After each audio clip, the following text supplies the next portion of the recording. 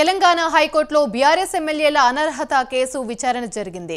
Party ఫిరాయించిన BRS ఎమ్మెల్యేల అనర్హత కేసులో తీర్పును హైకోర్టు డివిజన్ బెంచ్ రిజర్వ్ చేసింది. సింగిల్ బెంచ్ ఇచ్చిన తీర్పును సవాల్ చేస్తూ అసెంబ్లీ కార్యదర్శి డివిజన్ బెంచ్ ముందు అప్పీల్ చేశారు. ఈ పిటిషన్పై వాద ప్రతివాదనలు ముగియడంతో తీర్పును రిజర్వ్ చేస్తున్నట్లు హైకోర్టు బెంచ్ వెల్లడించింది. ఇదే అంశానికి సంబంధించి మరిన్ని వివరాలు మా ఇన్పుట్ ఎడిటర్ రాజేంద్ర అందిస్తారు. రాజేందర్,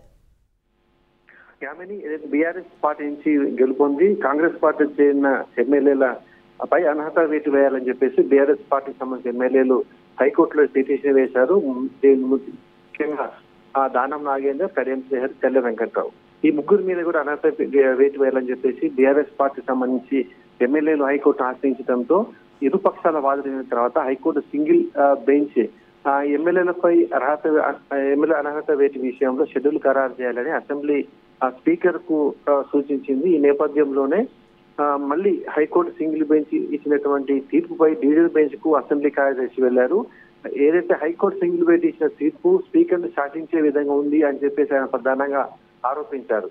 ఈ అంశంపై ఇరుపక్షాల వాదనలు సుమారు 5 రోజుల పాటు హైకోర్టులో ఇరుపక్షాల వాదనలు కూడా హైకోర్టు డివిజన్ బెంచ్ విన్నది. ఈ నేపథ్యంలోనే ఎమ్మెల్యేల తరఫు ఏదైతే అనర్హత పిటిషన్ వేయాలన్న వారి ఎమ్మెల్యేల తరఫు వాదనలు, అదేవిధంగా స్పీకర్ తరఫు వాదనలు కూడా ఇరుపక్షాల వాదనలు హైకోర్టు డివిజన్ బెంచ్ లో సుమారు 5 రోజుల పాటు కూడా ఇప్పటికి వాదనలు జరిగినాయి.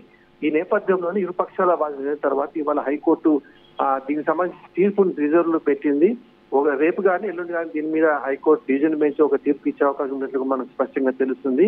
అయితే హైకోర్టు డివిజన్ బెంచ్ లో ఎలాంటి తీర్పు వస్తున్న అంశంలో ఇప్పటికే సర్వత్రా ఉత్కంఠ నెలకొన్నట్లు కూడా మనకు తెలుస్తుంది.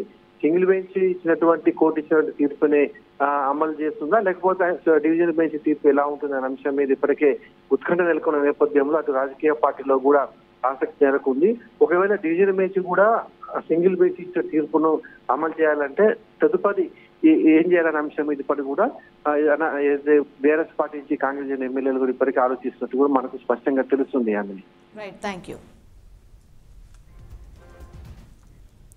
బీఆర్ఎస్ నుంచి కాంగ్రెస్ లో చేరిన ఎమ్మెల్యేలు తెల్లం వెంకట్రావు, దానం నాగేందర్, కడియం శ్రీహరిలపై అనర్హత వేటు వేయాలని బీఆర్ఎస్ ఎమ్మెల్యేలు పాడి కౌశిక్ రెడ్డి హైకోర్టులో పిటిషన్ దాఖలు చేశారు.